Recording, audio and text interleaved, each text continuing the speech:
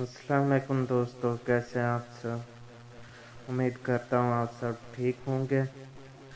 آج علامہ اقبال کی نظم ہمالہ کے چوتھے بند کے دوسرے شعر کی تشریح کریں گے۔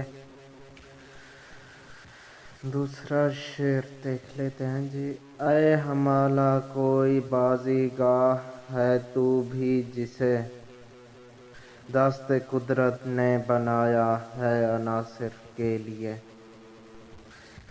جہاں مشکل تو ویسے ہے کوئی نہیں، بتائے دیتا ہوں۔ بازی گاہ کھیل تماشے کی جگہ، دست ہاتھ کو کہتے ہیں، قدرت حق تعالی،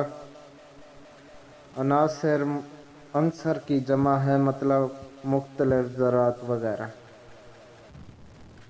تشریح: اے ہمالہ تو کیا کھیل کا میدان ہے؟ علامہ اقبال صاحب ہمالہ سے خطاب کر رہے ہیں کہ اے ہمالہ تو کیا کھیل کا میدان ہے جسے خدا قادر مطلق نے آگ، پانی، مٹی اور ہوا کے عناصر کے لیے بنایا ہے۔